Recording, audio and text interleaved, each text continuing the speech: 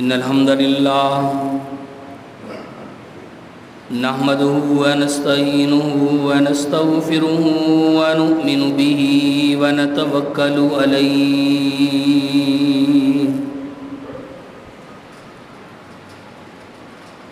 ونعوذ بالله من شرور أنفسنا ومن سيئات أعمالنا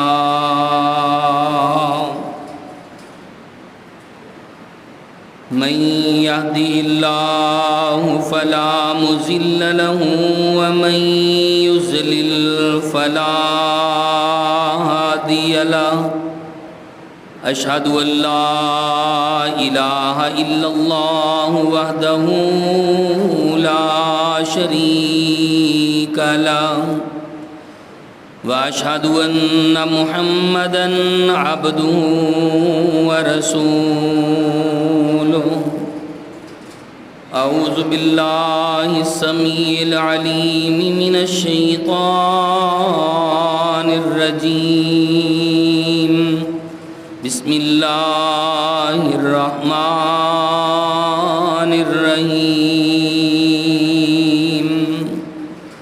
يا أيها الذين آمنوا اتقوا الله حق تقاته ولا تموتن إلا وأنتم مسلمون يا أيها الناس اتقوا ربكم الذي خلقكم من نفس واحدة وخلق منها زوجها وبث منهما رجالا كثيرا ونساء واتقوا الله الذي تساءلون به والأرحام إن الله كان عليكم رقيبا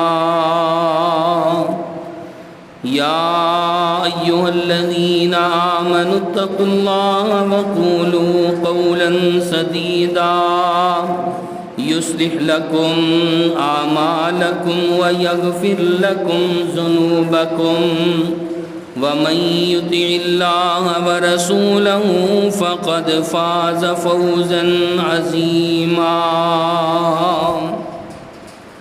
أما بعد فإن خير الحديث كتاب الله وخير الهدي هدي محمد صلى الله عليه وسلم وشر الأمور محدثاتها وكل محدثة بدعة وكل بدعة ضلالة وكل ضلالة في النار قال الله تبارك وتعالى في مقام آخر فمن زحزح عن النار فأدخل الجنة فقد فاز وما الحياة الدنيا إلا متاع الغرور قال رسول الله صلى الله عليه وسلم ما الدنيا في الآخرة إلا مثل ما يجعل أحدكم إصبعه هذه وأشار بالسبابة في اليم فلينظر بما يرجع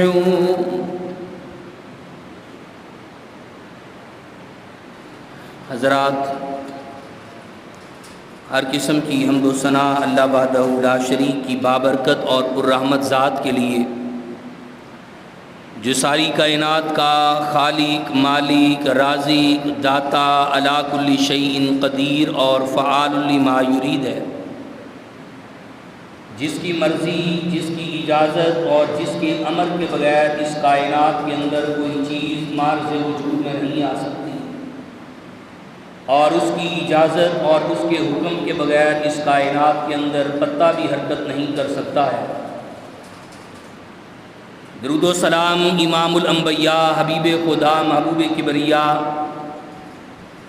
حضرت محمد الرسول اللہ صلی اللہ علیہ وآلہ آلہ وصحبہ وبارک وسلم کی بابرکت اور پررحمت ذات پر کہ جنہوں نے اللہ کی شریعت کے ایک ایک لفظ اور ایک ایک حرف کو بڑی ہی ایمانداری اور بڑی ہی دیانتداری کے ساتھ ہم تک پہنچانے کا حق ادا کر دیا۔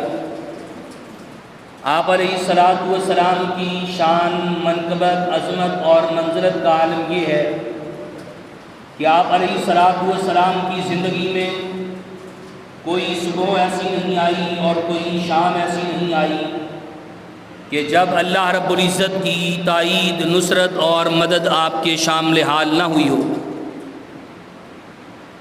اللہ رب العزت نے زمین و آسمان کے نظام کو قائم کیا ہے اور اس کے اندر اللہ تعالیٰ نے طرح طرح کی مخلوقات کو پیدا کیا اور ان تمام مخلوقات پر حضرت انسان کو اللہ احکم الحاکمین نے فضیلت اور شرف عطا فرمایا ہے۔ تمام مخلوقات میں سے اعلیٰ اور عرفہ انسان کو اللہ رب العزت نے بنایا ہے کہ جس کے بنانے کے لیے مالک کائنات نے 5 قسمیں اٹھائیں اور یہ بات ارشاد فرمائی کہ میں نے انسان کو بڑا اچھا بنایا ہے۔ والتین والزیتون وطور سینین وہذا البلد الامین لقد خلقنا الانسان فی احسن تقویم۔ اللہ نے یہ 5 قسمیں اٹھانے کے بعد یہ بات ارشاد فرمائی کہ میں نے انسان کو بڑے اچھے سانچے کے اندر ڈالا ہے، لیکن اس کے ساتھ ہی یہ بات بھی ہمیں ذہن نشین کر لینی چاہیے کہ اس کائنات کے اندر کسی چیز کو بقا نہیں ہے، ہر چیز کو فنا ہے، ہر چیز نے ایک وقت پر مٹ جانا ہے، دنیا سے چلے جانا ہے۔ اسی طرح انسان بھی ایک فانی مخلوق ہے، اپنے اپنے وقت پر اور اپنے اپنے ٹائم پر اس دنیا سے رخصت ہونا ہے، اور قرآن اس بات کا تذکرہ کرتا ہے لا یستاخرون ساعۃ ولا یستقدمون، ایک گھڑی، ایک پل نہ آگے ہو سکتا ہے نہ پیچھے ہو سکتا ہے۔ اور یہی وجہ تھی نبی کائنات صلی اللہ علیہ وسلم آپ لوگوں کو دنیا کی بے رغبتی کے بارے میں اور دنیا کی حقارت کے بارے میں آگاہ فرماتے رہتے، اور صحابہ اکرام رضوان اللہ علیہم اجمعین آپ بھی دنیا کی زندگی پر ہمیشہ آخرت کی زندگی کو ترجیح دیا کرتے، اور محدثین کرام ان کا وتیرہ اور طرز عمل بھی یہی تھا کہ انہوں نے ہمیشہ اپنی آخرت کی زندگی کو بنانے کی بات کی ہے۔ اور یہی وجہ ہے کہ رمضان سے آنے سے 6 ماہ قبل اللہ رب العزت سے دعا کرنی شروع کرتے، اے اللہ ہماری زندگیوں میں ایک احسان اور بھی کرنا، اور وہ احسان کیا ہے؟ اللہ ہماری زندگیوں کے اندر رمضان کا مہینہ ضرور لے کے آنا۔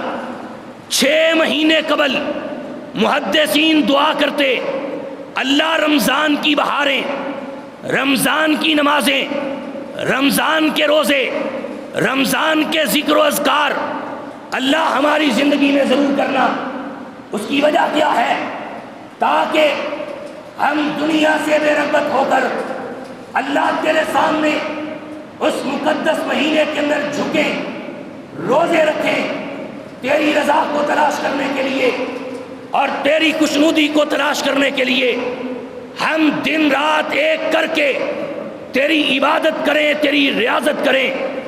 اور پیغمبر کائنات صلی اللہ علیہ وسلم بھی یہی بات ارشاد فرمایا کرتے تھے۔ 2 شخص نبی علیہ الصلوۃ والسلام کے پاس آئے، دونوں دوست تھے، اسلام قبول کیا، کلمہ اکٹھے پڑھا، نبی علیہ الصلوۃ والسلام کے پیچھے نمازیں پڑھتے رہے، اللہ کے پیغمبر کی تعلیمات پہ عمل کرتے رہے، قرآن کی تلاوتیں، ذکر و اذکار میں مشغول رہے۔ اللہ کا کرنا ایسا ہوا، ان میں سے ایک دوست کسی جہاد کے میدان کے اندر لڑتا ہوا جام شہادت نوش کر گیا، اور دوسرا شخص اس کی شہادت کے 1 سال بعد دنیا سے رخصت ہوا۔ نبی کائنات صلی اللہ علیہ وسلم کو علم ہوا، اور آپ علیہ الصلوۃ والسلام نے یہ بات ارشاد فرمائی، کہا میرے صحابہ، جو شخص 1 سال کے بعد دنیا سے گیا ہے، اللہ کا الحاکمین نے اس شخص کو اس شہید آدمی سے جو 1 سال پہلے شہید ہوا اس سے زیادہ مرتبہ اور مقام اپنی جنت میں عطا کر دیا ہے۔ صحابہ اکرام حیران و ششدر رہ گئے۔ اللہ کے رسول، ایک شخص اللہ کے راستے میں لڑتے ہوئے جام شہادت نوش کرتا ہے، اور جو شخص اللہ کے راستے میں شہید ہو جائے اس کے خون کا قطرہ زمین پہ بعد میں گرتا ہے، اور جنت میں اس کا مقام اس کو پہلے دکھا دیا جاتا ہے۔ اے اللہ کے حبیب، دوسرا شخص تبھی موت دنیا سے گیا ہے، پھر اس کا مرتبہ اور مقام پہلے شخص سے زیادہ کس طرح ہو گیا؟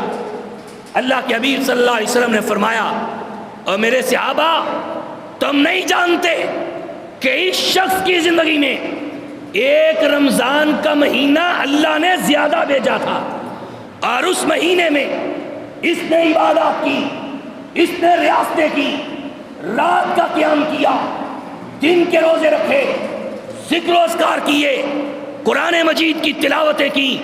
امام کائنات نے فرمایا یہ زیادہ روزے رکھنے کی وجہ سے، زیادہ نمازیں پڑھنے کی وجہ سے اللہ نے اس کو مقام جنت میں اس سے زیادہ عطا فرما دیا ہے۔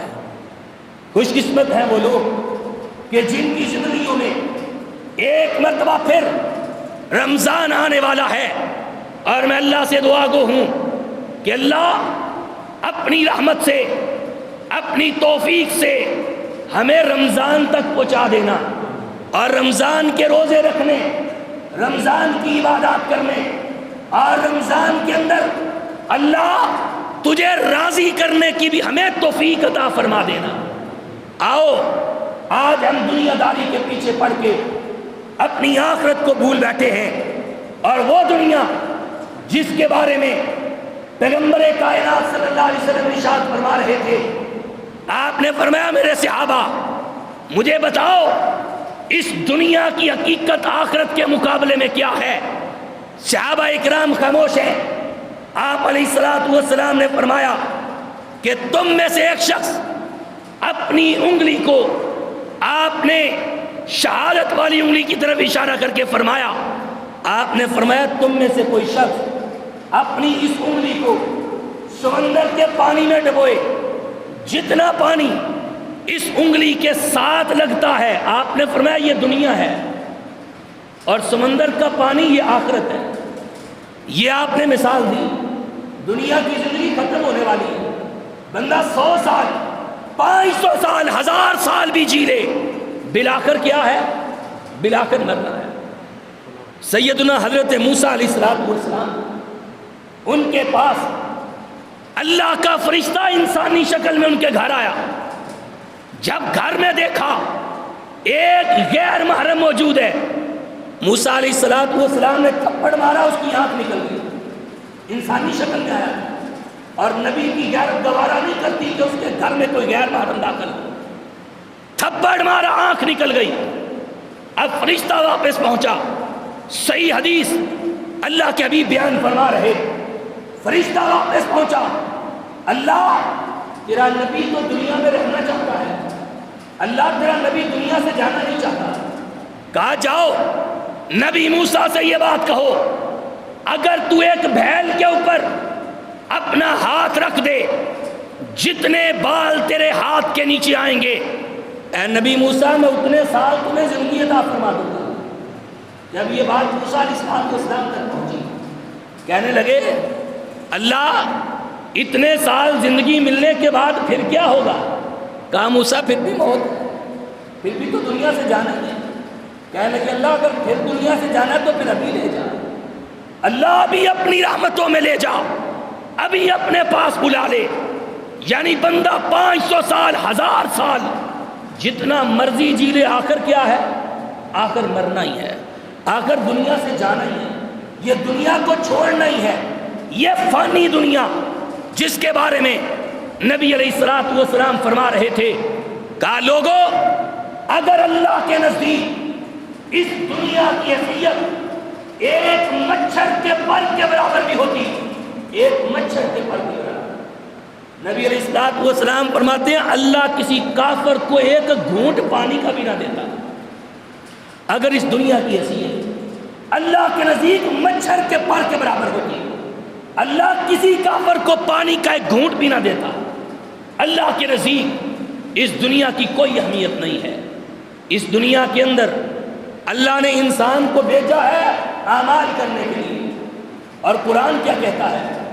اللہ رب العزت فرماتے ہیں فَمَنْ زُحْزِحَ عَنِ النَّارِ فَأُدْخِلَ الْجَنَّةَ فَقَدْ فَازَ وَمَا الْحَيَاةُ الدُّنْيَا إِلَّا مَتَاعُ الْغُرُورِ۔ اور لوگوں تمہیں دنیا میں بھیجنے کا مقصد کیا ہے کہ دنیا کی زندگی گزار کے آؤ۔ فَمَنْ زُحْزِحَ عَنِ النَّارِ، کامیاب شخص وہ نہیں ہے جس نے بڑی پراپرٹی بنا لی، بڑی جائیداد جمع کر لی، اپنی اولادوں کو ڈاکٹریٹ کروا لیے اور بڑی دنیا کی تعلیم دلوا لی، بڑا کاروبار کھڑا کر لیا۔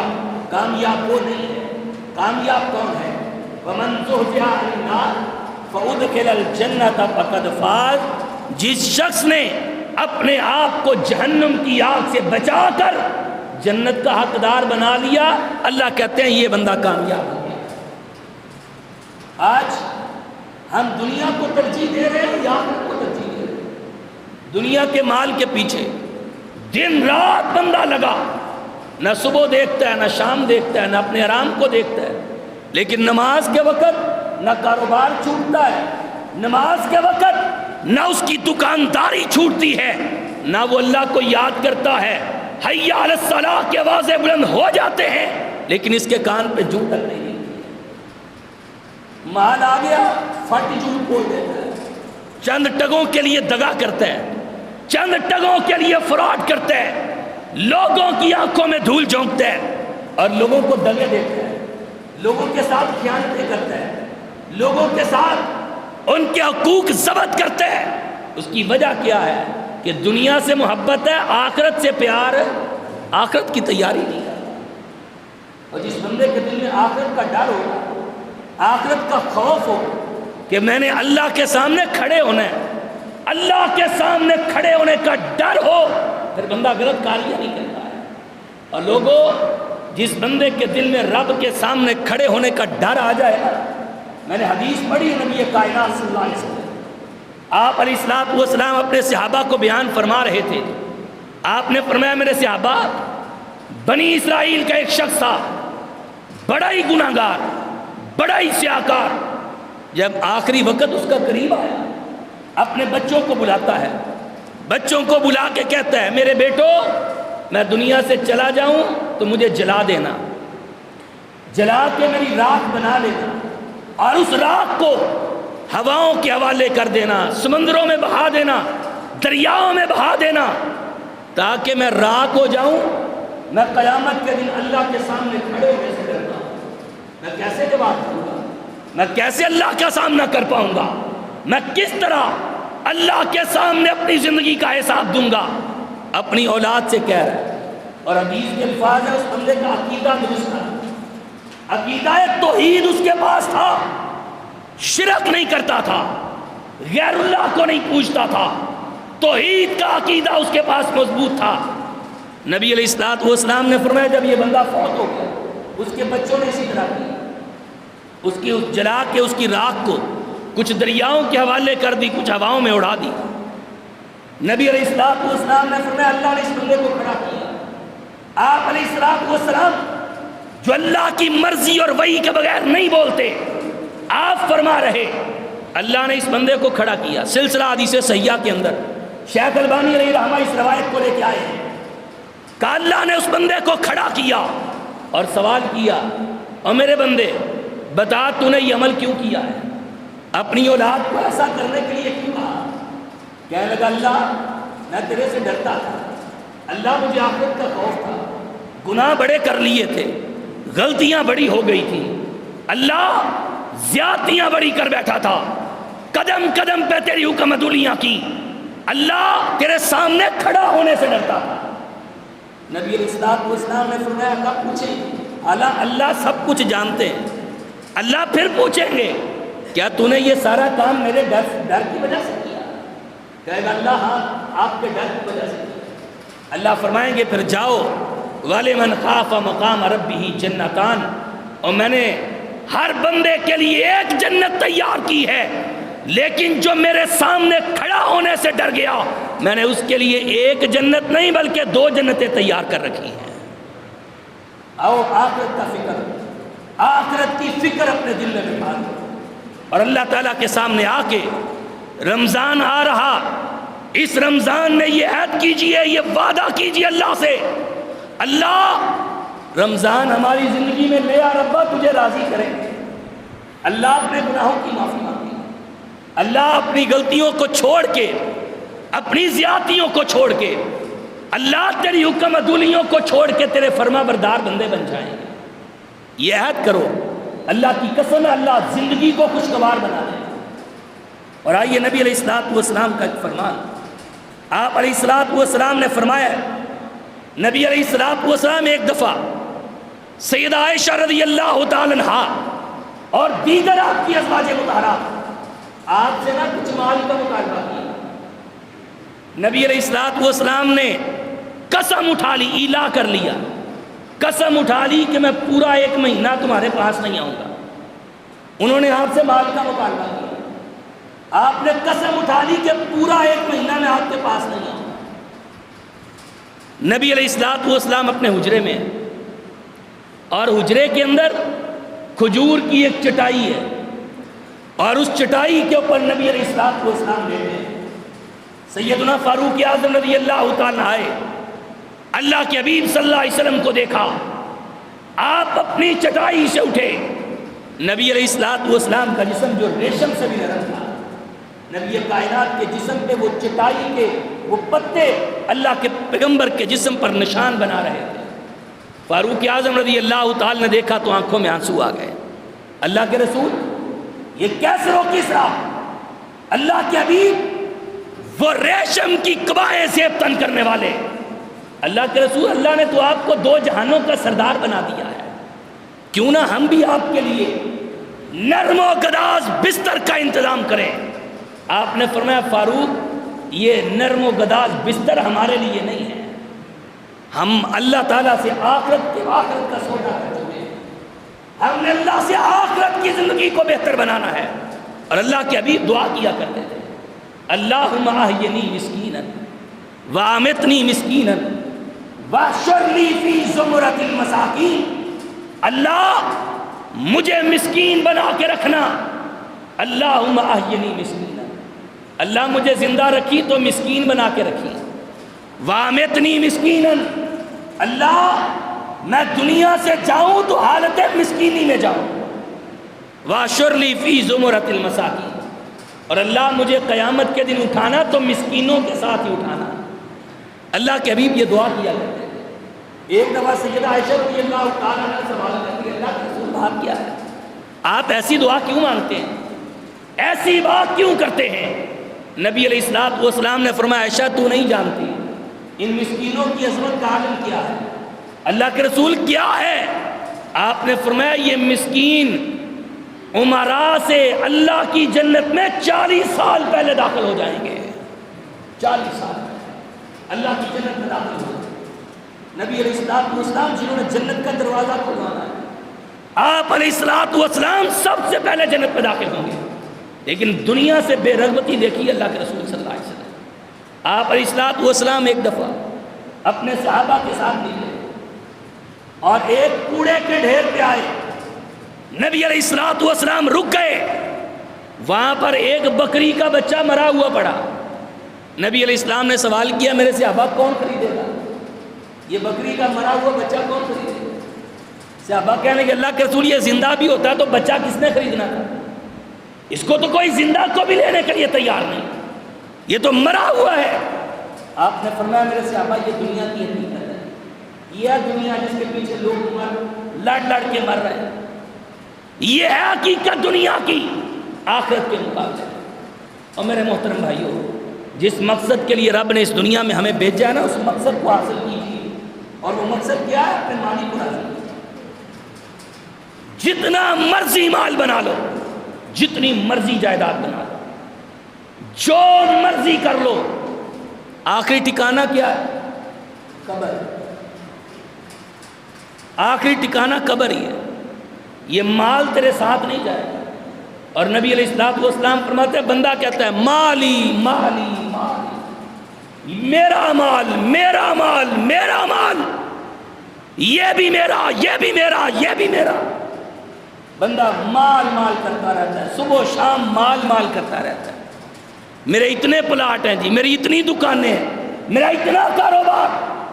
نبی علیہ السلام نے فرمایا اس کو پتہ ہی نہیں، اس کا مال اس کے مال میں سے 3 طرح کا ہے۔ فَإِنَّ مَالَهُ مِن مَالِهِ ثَلَاث، 3 طرح کا مال اس کا اپنا ہے۔ آپ نے فرمایا اِذَا أَكَلَ فَأَفْنَىٰ، کھا لیا اور کھا کے ہضم کر دیا۔ اور بسا اوقات اس طرح ہوتا ہے، بندہ کھاتا ہے ہضم نہیں ہوتا، موت واقع ہو جاتی ہے۔ کھا لیا اور کھا کے ہضم کر لیا۔ اور دوسرا مال آپ نے فرمایا اِذَا لَبِسَ فَأَبْلَىٰ، پہن لیا اور پہن کے پرانا کر دیا۔ کہتا ہے میں نے اتنے سوٹ لیے ہیں، اتنے سوٹ درزی کو دے کے آیا ہوں، اور پتہ نہیں یہ سوٹ تجھے پہننے نصیب ہونے ہیں کہ نہیں۔ نئے سوٹ سلوائے، لیکن کیا ہے، موت کا بلاوا آ گیا، وہ پیچھے والوں کے لیے یہ کپڑے ساتھ لے جاتا ہے۔ بلکہ بچے بھلا کیا کہتے ہیں، ایک مرتبہ سوٹ پہنا ہونا اس نے، ایک مرتبہ، کہتے ہیں یہ بھی کسی کو دے دو، گھر میں استعمال نہیں کرنا۔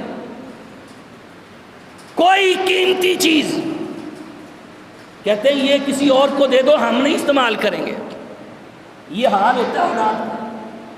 نبی علیہ السلام نے فرمایا دوسرا مال پہن لیا اور پہن کے پرانا کر دیا، یہ تیرا ہے۔ اور تیسرا مال جو اللہ کے راستے میں دے دیا اور آخرت کے لیے ذخیرہ کر لیا، آخرت کے لیے بچا لیا۔ اور میرے محترم بھائیو، آؤ اپنی آخرت کی فکر کرو۔ یہ دنیا بالکل حقیر سی ہے، اس دنیا کی کوئی اہمیت نہیں ہے، اس دنیا کی کوئی حیثیت نہیں ہے آخرت کے مقابلے میں۔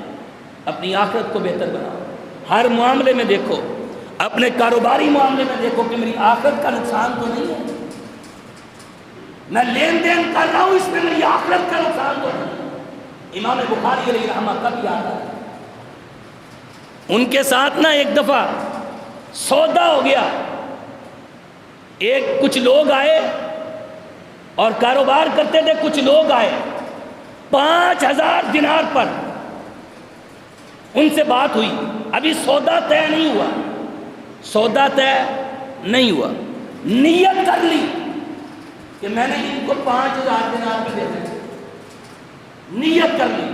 اگلا دن ہوا، کچھ لوگ اور آ گئے، انہوں نے کہا ہم 10000 دینار تک دیتے ہیں۔ امام صاحب کہنے لگے تم پلٹ جاؤ، مجھے تمہارے 10 کی ضرورت نہیں ہے، میں رات کو نیت کر کے سویا تھا کہ ربا میں نے 5000 دینار پہ یہ مال فروخت کر دیا ہے، میں نے دینا ہے، اب مجھے تمہارے 10 کی ضرورت نہیں ہے، میں یہ بیچ چکا ہوں۔ ان کو اپنی آخرت کا فکر تھا۔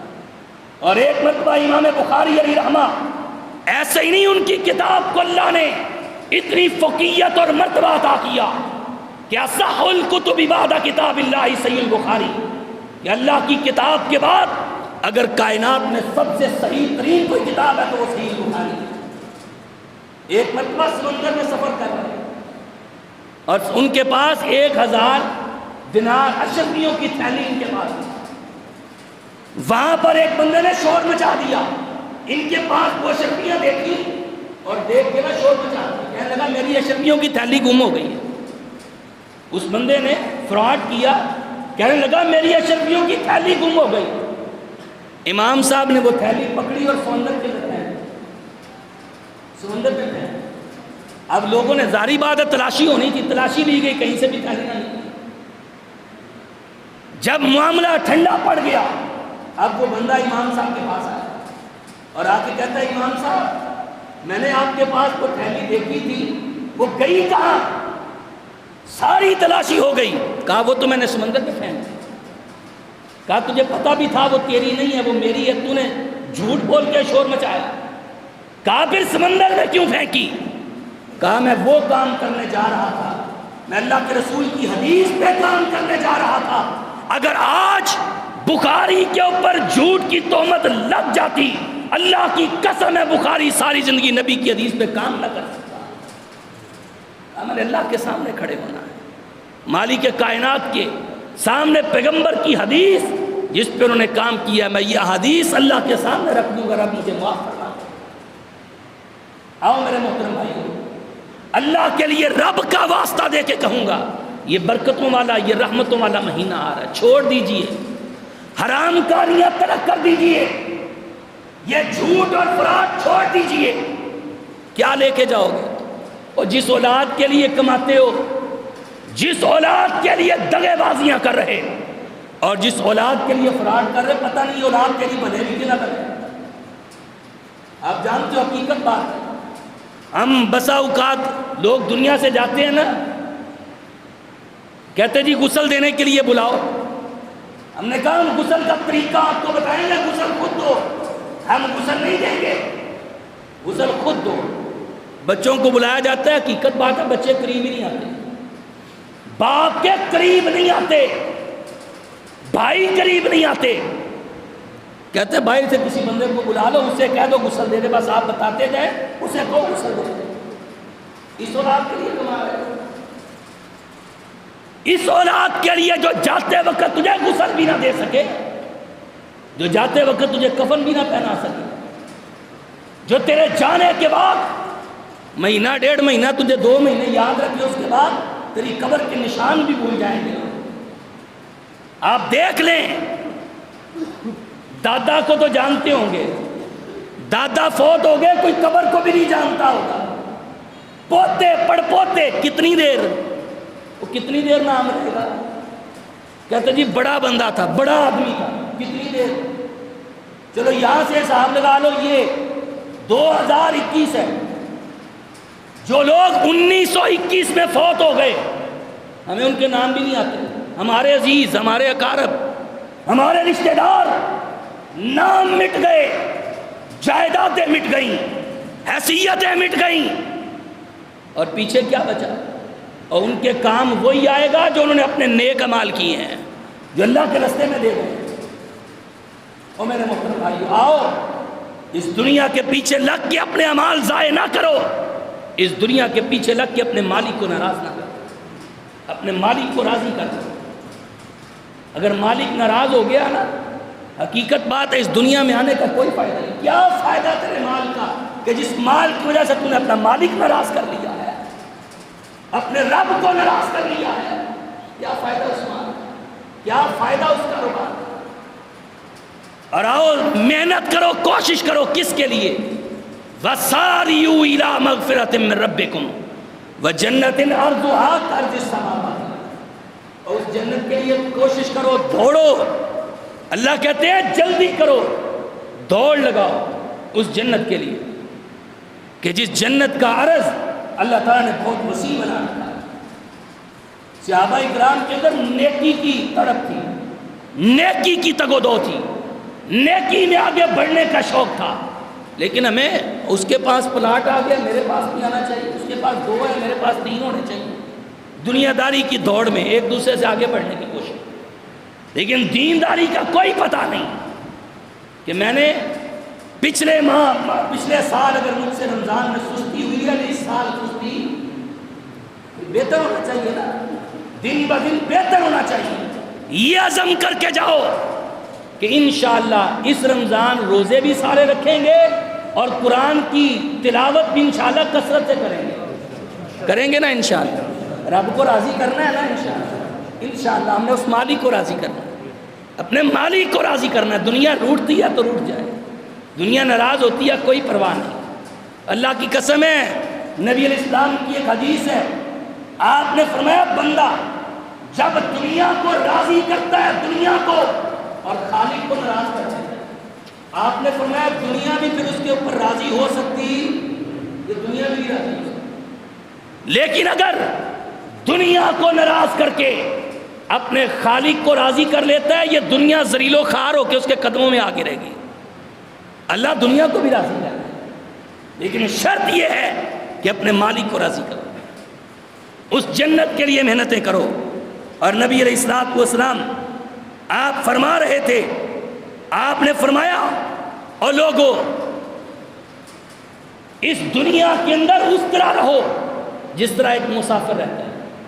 عبداللہ ابن عمر رضی اللہ تعالیٰ عنہ فرما رہے تھے، کہا کن فی الدنیا کانک غریب او عابر سبیل، اس طرح دنیا میں زندگی گزارو جس طرح ایک مسافر چلتا ہے، ایک درخت کے نیچے آرام کرتا ہے اور پھر اپنی منزل کی جانب روانہ ہو جاتا ہے، اس طرح زندگی گزارو۔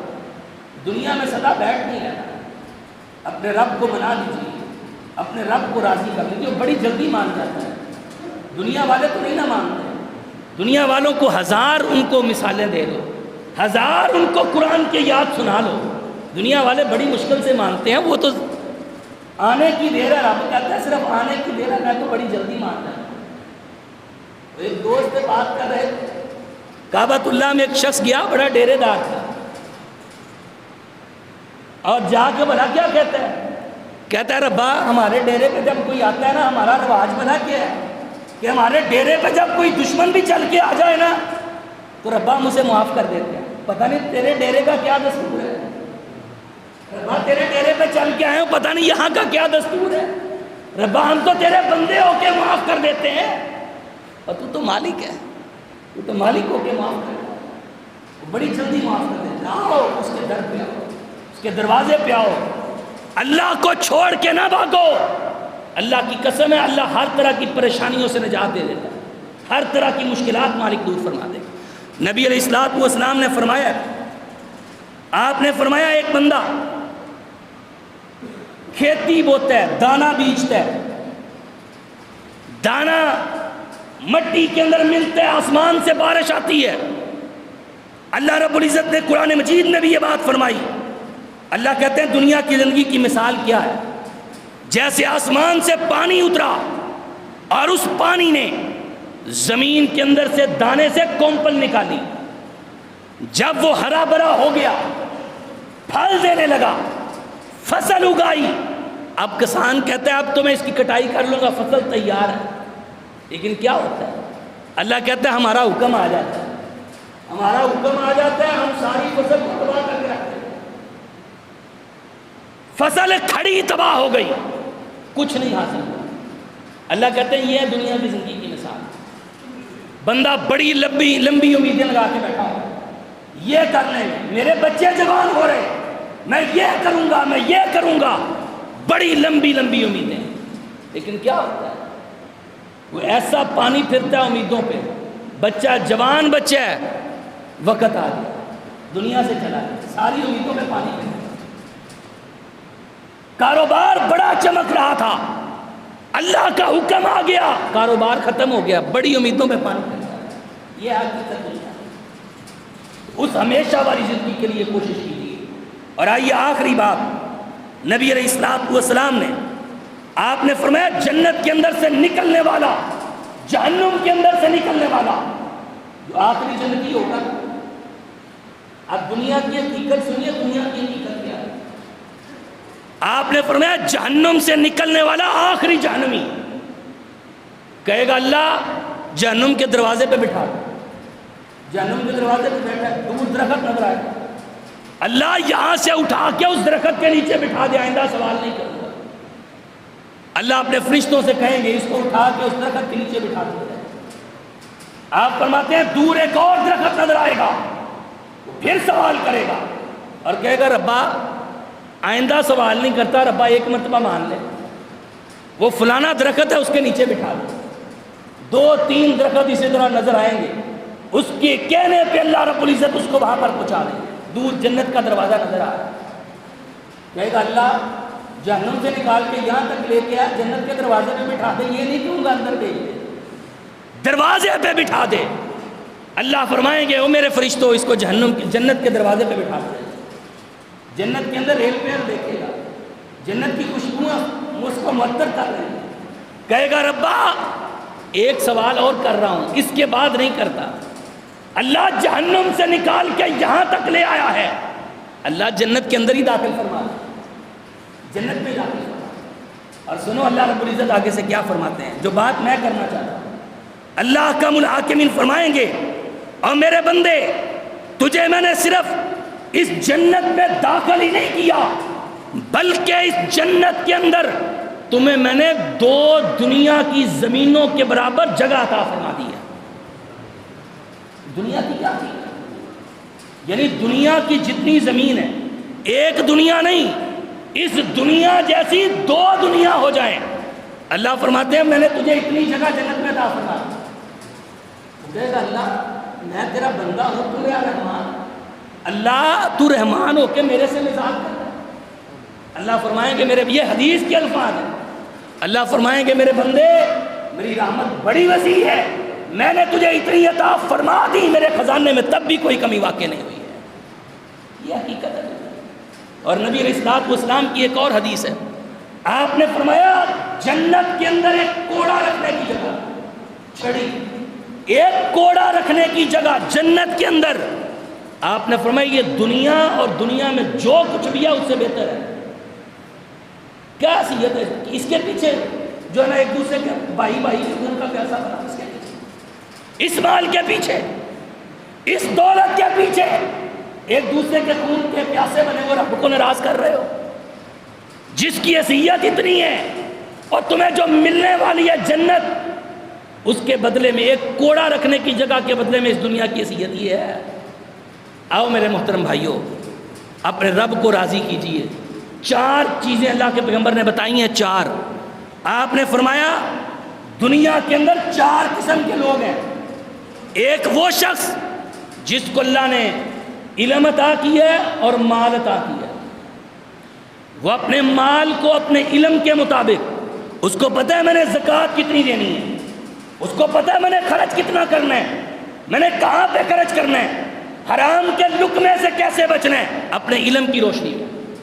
اللہ نے مال بھی دیا ہے اور علم بھی دیا ہے، اور وہ اپنے مال کو اپنے علم کی روشنی میں خرچ کرتا ہے۔ آپ نے فرمایا یہ سب سے بہترین ہے۔ دوسری قسم ایسے لوگوں کی کہ جن کو اللہ تعالیٰ نے علم تو عطا کیا، علم عطا نہیں کیا، مال عطا کیا، مال دیا ہے، علم عطا نہیں کیا۔ نبی علیہ الصلوۃ والسلام نے فرمایا ہے وہ شخص اللہ تعالیٰ کے راستے میں اس طرح خرچ کرتا ہے، لوگوں سے، علماء سے پوچھتا ہے، علماء سے مشاورت کرتا ہے، علماء سے بات کرتا ہے، کتنی زکوٰۃ نکلتی ہے، کہاں پہ خرچ کرنا ہے، حلال و حرام کا فرق واضح کرتا ہے۔ نبی علیہ الصلوۃ والسلام نے فرمایا یہ دوسری قسم ہے۔ اور ایک شخص وہ ہے جس کو اللہ نے علم عطا کیا، مال عطا نہیں کیا۔ آپ نے فرمایا اس کی خواہش ہی ہوتی ہے کہ اللہ اگر تو مجھے مال عطا کرتا تو میں تیرے راستے میں خرچ کرتا۔ نبی علیہ الصلوۃ والسلام نے فرمایا اللہ اس بندے کو نیت کی وجہ سے مال خرچ کرنے والے کے برابر ثواب عطا فرما دیں گے۔ مال خرچ نہیں کیا لیکن نیت اس نے کی ہے، اللہ مجھے علم تو دیا ہے لیکن مال نہیں دیا، ربا اگر مجھے مال دیا ہوتا تو میں فلانے بندے کی طرح تیرے راستے میں خرچ کرتا، اس کے برابر ثواب مل گیا۔ اور تیسری قسم آپ نے فرمایا وہ شخص جس کو اللہ تعالیٰ نے مال دیا، علم نہیں دیا۔ ایک وہ شخص ہے کہ جو مسئلے پوچھتا ہے۔ اب تیسری قسم وہ شخص ہے کہ مال دیا، علم نہیں دیا، وہ اپنی مرضی سے مال اٹھاتا ہے، اپنی ٹامک توئیاں مارتا ہے، اپنی مرضی سے غلط رستوں پہ مال خرچ کرتا ہے۔ نبی علیہ الصلوۃ والسلام نے فرمایا یہ بدترین انسان ہے کہ مال کو ناجائز طریقوں میں خرچ کرتا ہے، برے رستوں پہ خرچ کرتا ہے۔ اور چوتھی قسم آپ نے فرمایا ایک بندے کو اللہ نے مال بھی نہیں دیا، علم بھی نہیں دیا، لیکن اس کی خواہش بلا کیا ہے، اگر میرے پاس مال ہوتا تو میں بھی گلچھڑ اڑاتا، میں بھی ذرا مال جو ہے وہ اس طرح فلانے بندے کی طرح برے آدمی کی طرح خرچ کرتا۔ آپ نے فرمایا جتنا گناہ اس خرچ کرنے والے کو مل رہا ہے نا اتنا گناہ اس کو بھی ملتا رہے گا، نیت کے حوالے سے۔ اور میرے محترم بھائی آؤ، آخری باتیں یہی ہیں، 100 باتوں کی ایک بات، اپنی آخرت کا فکر کرو، اپنے رب کو راضی کرو۔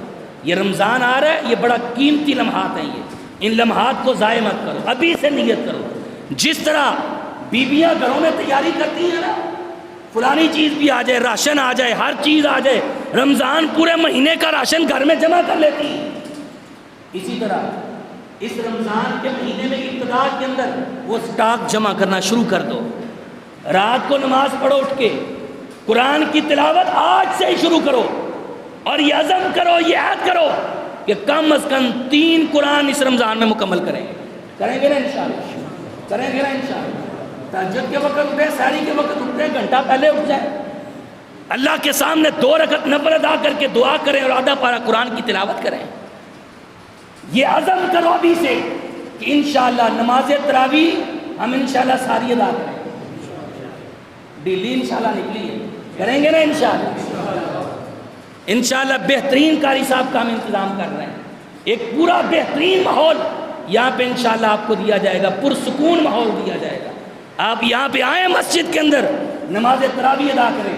جو تراویح ادا نہیں کرنا چاہتا، میں اپنے ان بزرگوں سے بھی مخاطب ہوں جو سمجھتے ہیں کہ ہم تراویح ادا نہیں کر سکتے، تھک جاتے ہیں، ہم سے زیادہ دیر نہیں بیٹھا جاتا، آئیں پیچھے بیٹھ کے قرآن کھول کے سننا شروع کرتے ہیں۔ قرآن کھول لے پیچھے سے، پیچھے بیٹھے تو صحیح، قرآن سنیں آپ۔ اور میرے محترم بھائیوں، رمضان کی ان برکتوں کو پہلے 4 دن رونق ہوتی ہے، پھر بعد میں پھر اسی طرح ہی، اور یہ بڑے قیمتی لمحات ہیں، بڑے ہی قیمتی لمحات ہیں۔